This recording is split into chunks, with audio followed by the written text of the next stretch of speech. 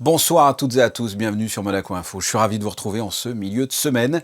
Et nous commencerons par la 9e édition du Monaco Business organisée ce mercredi au Méridien Beach Plaza. Nous vous présenterons les intérêts de ce salon entièrement dédié aux entreprises. À cette occasion, nous écouterons le directeur général exécutif du Monaco Economic Board qui vient de signer un partenariat avec la Chambre de commerce italienne de Nice. Guillaume Rose nous expliquera l'enjeu d'une telle signature. La remise des prix des Sportel Awards s'est déroulée mardi en début de soirée au Grimaldi Forum. De grands sportifs étaient présents, dont notre invitée, la basketteuse Valeriana Yahi, ou encore Valeriane Vukosavljević, depuis qu'elle s'est mariée à un basketteur serbe. Peu importe, elle a été médaillée de bronze au dernier JO et l'histoire est belle. Elle a participé à cette compétition alors qu'elle était enceinte de 3 mois. Nous discuterons de tout cela avec Valeriane.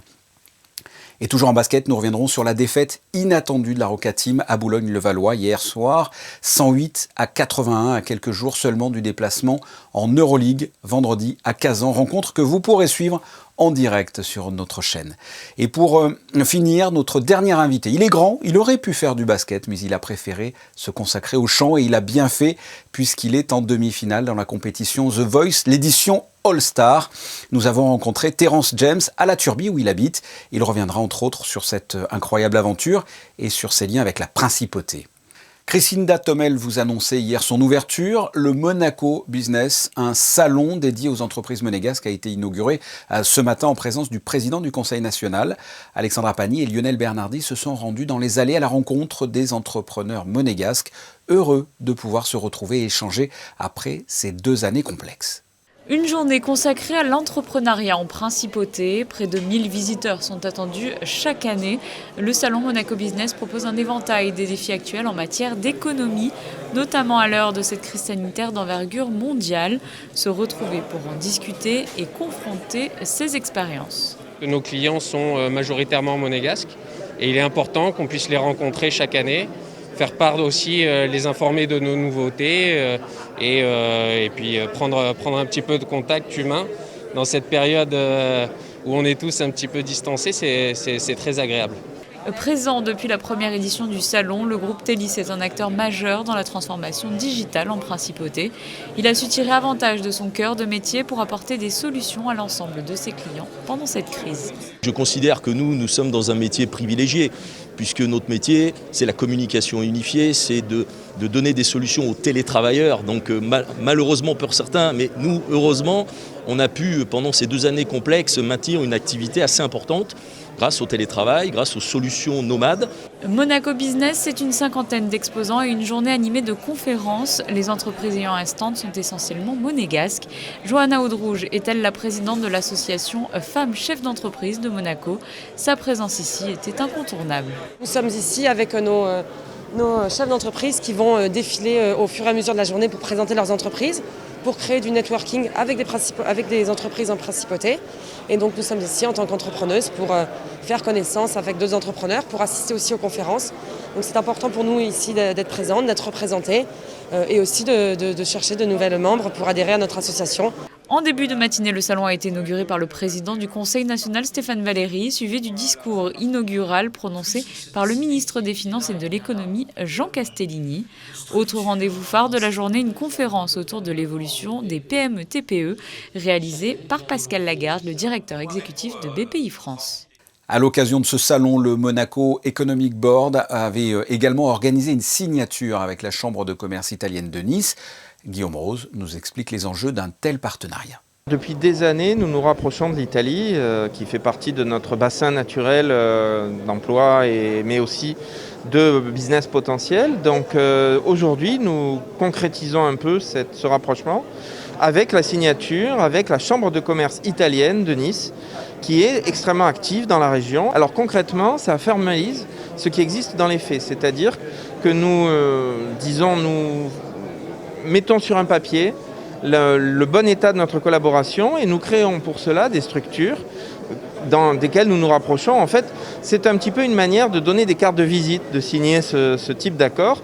On sait avec qui on signe, on sait aussi à qui on doit s'adresser au sein de cette chambre de commerce.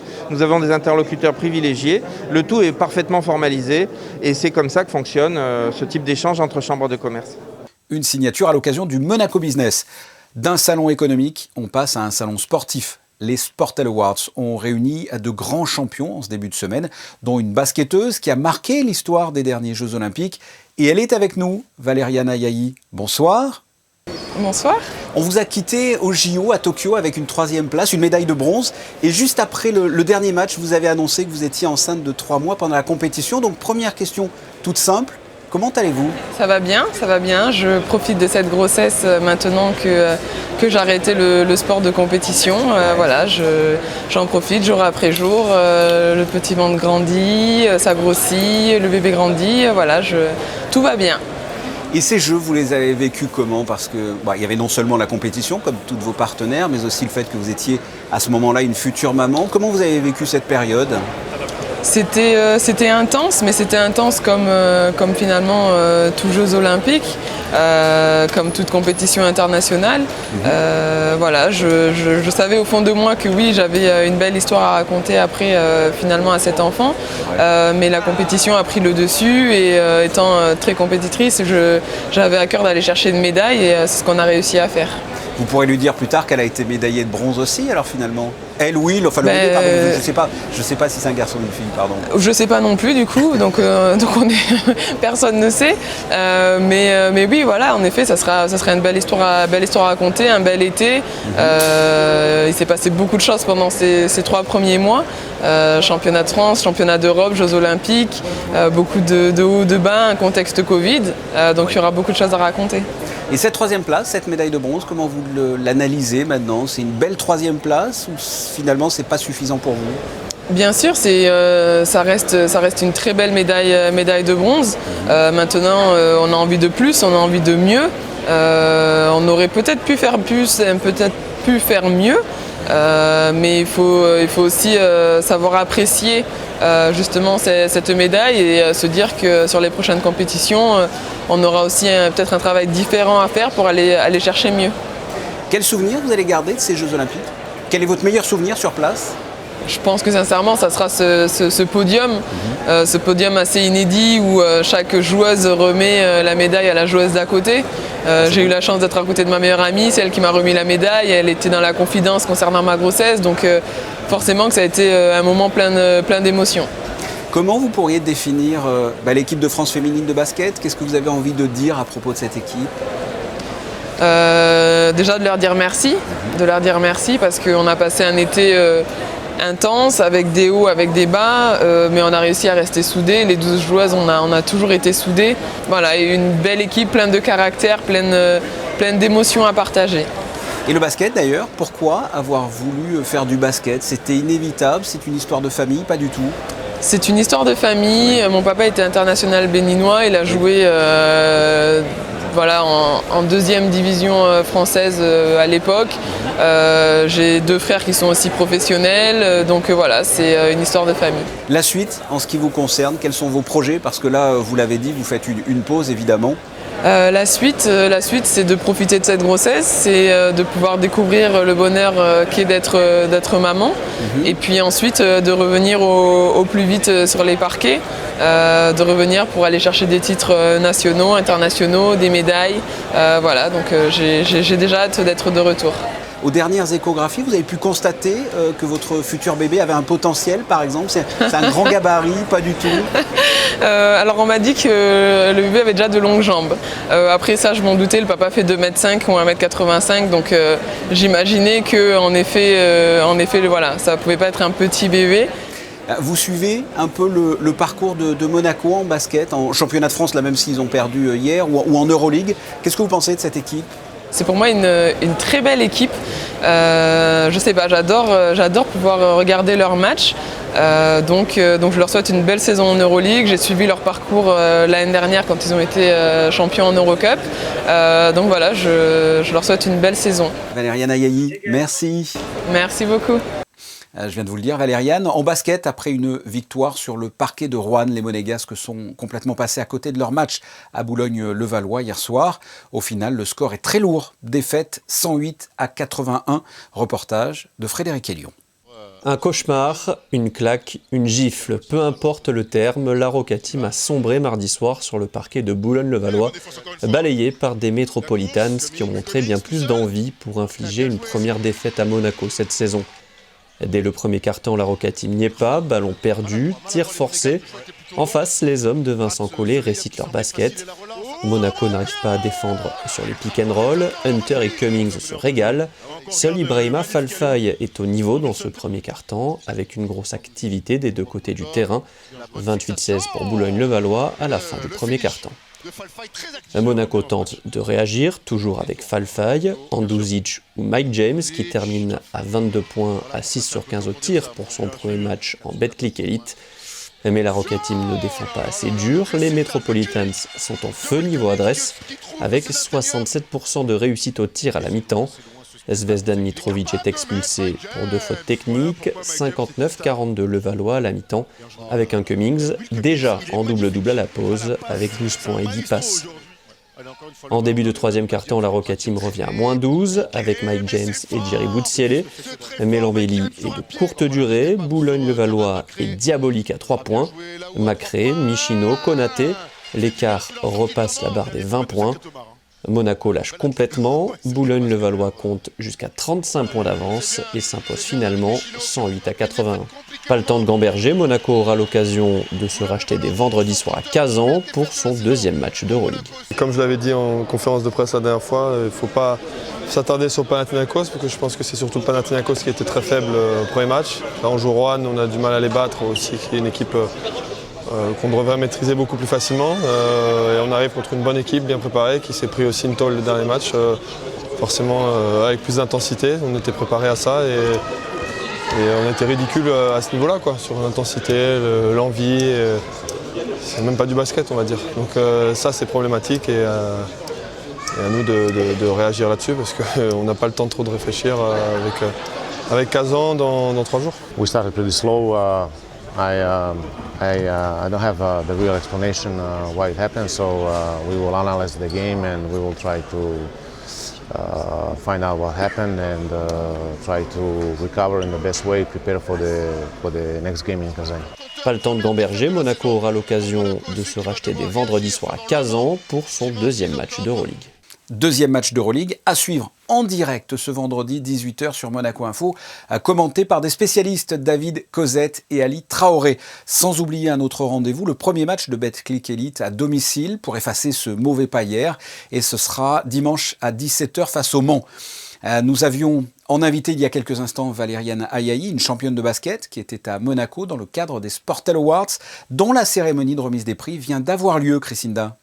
Oui, effectivement, le rendez-vous du sport et des médias est toujours très prisé en principauté. La cérémonie des Sportel Awards, qui récompense les plus belles images de l'année dans le monde du sport, s'est déroulée mardi soir à Monaco. Alors, plusieurs prix ont été décernés à plusieurs journalistes français, comme le prix du ralenti ou encore le prix de la découverte à Guillaume Papin et Julien Abapsa pour toujours se relever d'eux.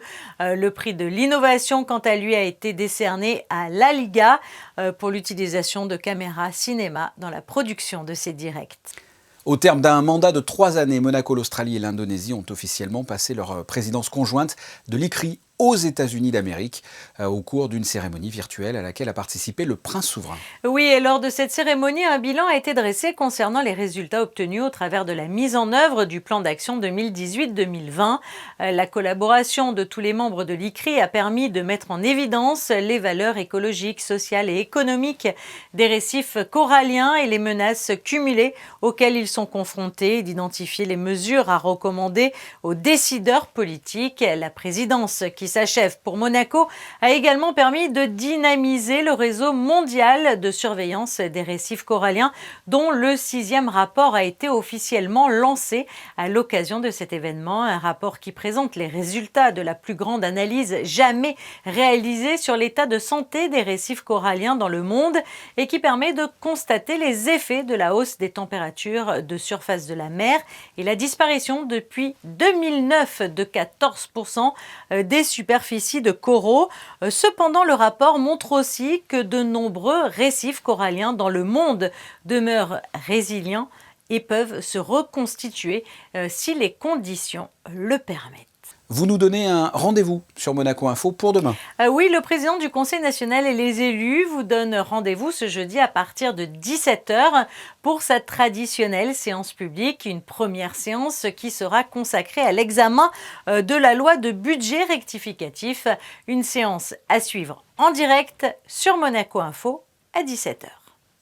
Merci Christine. On vous retrouve dans une poignée de minutes pour la suite de l'actualité, le temps de recevoir notre deuxième invité. Son visage et sa voix vous sont familiers si vous avez l'habitude de regarder sur TF1 le samedi soir The Voice. Il était demi-finaliste de la saison 9, il est revenu dans l'édition suprême The Voice All-Star et il s'est qualifié pour les demi-finales. Terence James, bonsoir. Bonsoir, comment ça va ? Très bien, et vous justement ? Ça va super, merci. Qu'est-ce que ça vous fait d'être dans l'aventure The Voice All-Star ? Autrement dit, de faire partie de ceux qui ont marqué l'histoire de The Voice. C'est la cour des grands, en quelque sorte. C'est exactement ça, c'est le cours des grands et je suis honoré d'être là. Quand j'ai vu les répètes aux auditions à l'aveugle, le niveau il était tellement haut que je me suis dit ça serait incroyable si quelqu'un se retourne. Et pour le coup j'ai eu Zazie et Mika qui sont retournés, c'était incroyable. Je suis content d'être là. Et vous avez choisi Mika. Équipe Mika, ouais, je suis content, très content. Quand on regarde l'émission, il y a une bonne ambiance entre les candidats. On a l'impression que vous êtes les meilleurs amis du monde. Vous vous entendez vraiment bien ? Alors pour le coup, oui, cette saison-là, il n'y a vraiment pas cet esprit de compétition. Parce qu'il y a certains artistes qui sont signés, moi je suis signé chez Sony, il y en a d'autres qui sont signés dans plein de maisons de disques, il y en a qui ont eu des très belles carrières, ils ont vendu beaucoup d'albums. Alors du coup, il n'y a pas trop ce sentiment de compétition, on n'a rien à prouver. On est là pour s'amuser et si on peut aller le plus loin possible, tant mieux. Et c'est vraiment une très très belle ambiance pour le coup. Qu'est-ce que vous a apporté The Voice professionnellement et humainement ? Humainement, ça m'a apporté énormément The Voice pour le coup. J'ai beaucoup plus confiance en moi maintenant. The Voice, ça m'a apporté tout. J'ai rencontré mon manager pendant la première saison. Et depuis, je me suis fait signer chez Sony Music, qui était un rêve depuis que j'étais tout petit. Et on est là, en train de discuter, c'est très cool.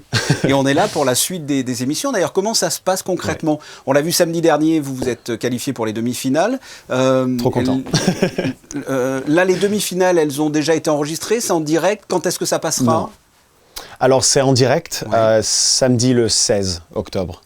C'est pas ce week-end-là, c'est le week-end d'après. Donc, il faudra qu'on vote pour vous, alors, si c'est en direct ? J'espère. C'est un message qu'on lance aux téléspectateurs, alors. D'où vous vient ce talent de chanteur ? C'est depuis tout petit, c'est inné, c'est du travail, c'est le whisky écossais qui vous apporte ça ? Le whisky écossais. Comment se fait que vous chantiez si bien ? Le whisky écossais peut-être, je sais pas. Enfin, quand j'en bois, je pense que je chante encore mieux, mais en fait non. Mon grand-père, il était chanteur. Et il est décédé avant que je suis né. Mais ma mère, elle dit que j'ai exactement la même voix que lui. Alors pour le coup, je pense que c'est de mon grand-père que j'ai eu cette... je sais pas, ce début de quelque chose qu'après j'ai travaillé, j'ai développé derrière. Et ouais, je pense que c'était mon grand-père. Vous êtes de la Turbie, quels sont vos liens avec la principauté ? À l'âge de 2 ans, mes parents ils ont déménagé sur la Côte d'Azur, à Saint-Paul-de-Vence justement. Et mon père, il a pris un appartement à Monaco. Alors du coup, toute ma vie, j'ai grandi dans la principauté et autour sur la Côte d'Azur. Très bien. Alors j'ai eu beaucoup de chance en grandissant ici parce que pour moi, c'est l'endroit le plus beau du monde. Et j'espère pouvoir rester ici toute ma vie. J'adore. La suite, vos projets après The Voice, vous préparez un album, je crois ? Absolument, là on est dans mon studio et j'ai un ami qui est juste là et on est en train d'écrire pour mon album, pour le sien aussi. Et j'ai plein de gens qui viennent travailler avec moi. On travaille sur plein de singles et plein d'albums, j'espère. Mais écoutez, nous avons une émission musicale sur Monaco Info, Backstage. Okay. En tout cas, vous êtes franchement le bienvenu. Avec grand plaisir, ça serait avec grand plaisir, absolument. Écoutez, le 16 octobre, on est tous devant The Voice et puis on vote pour Terence. Merci beaucoup d'avoir répondu à mes questions. Merci beaucoup. C'était un plaisir partagé, merci. Christina, la cérémonie de proclamation des prix de la Fondation Prince-Pierre se tiendra prochainement à Monaco. Elle clôture une année de riches lectures et met chaque année en valeur de nouveaux écrivains. Oui, les lauréats de l'édition 2021 seront annoncés lors de la cérémonie de proclamation des prix de la Fondation Prince-Pierre qui se tiendra le mardi 12 octobre à 20h à l'Opéra Garnier de Monte-Carlo. Le prix de la composition musicale sera remis au cours de cette édition ainsi que le prix littéraire, la bourse de la découverte ou encore le coup de cœur des lycéens. Le prix de la principauté sera quant à lui décerné conjointement avec les rencontres philosophiques. À noter que l'attribution du coup de cœur des jeunes mélomanes et du tremplin musical traditionnellement décerné durant les 2 années qui précèdent le prix de la composition musicale avait été reporté à 2021 en lien avec la crise sanitaire. Ils seront donc également décernés lors de cette cérémonie. Un hommage sera également rendu au compositeur membre du conseil musical disparu cette année, Cristobal Halfter. Informer les parents et les enfants des dangers d'Internet et des outils numériques, telle est la mission de l'association Action Innocence, qui œuvre depuis plus de 18 ans en principauté. Effectivement, Fabien, et l'association habituée à intervenir lors de rencontres auprès des jeunes et de leurs parents relance son cycle de conférences. Mais en raison de la crise sanitaire, ces conférences auront lieu par le web. Le lundi 22 novembre, la popularité de TikTok sera au cœur des débats. Le mercredi 14 décembre, le thème sera « Mon enfant, mes réseaux et moi ». Et en février, puis en mars, les jeux vidéo et le temps passé sur les écrans seront mis en avant. Pour parler ensuite en mai d'un danger qui touche les adolescents, la pornographie au travers du net.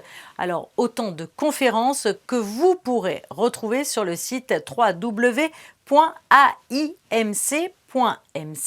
Les inscriptions sont d'ores et déjà ouvertes. Une nouvelle exposition à découvrir au sein de Hauser & Wirth Monaco. Pour sa première exposition, l'artiste new-yorkaise Rita Karman présente un nouveau corpus d'œuvres de sa série Mama, des peintures aux compositions visuelles qui oscillent entre abstraction et figuration, à découvrir de toute urgence jusqu'au 23 décembre. Et puis un rendez-vous à noter dans vos agendas si vous souffrez de douleurs articulaires. Une réunion médicale se tiendra ce samedi à partir de 15h au Méridien Beach Plaza. Le thème, les rhumatismes inflammatoires. De nombreux experts et professionnels seront présents, dont plusieurs médecins rhumatologues du CHPG.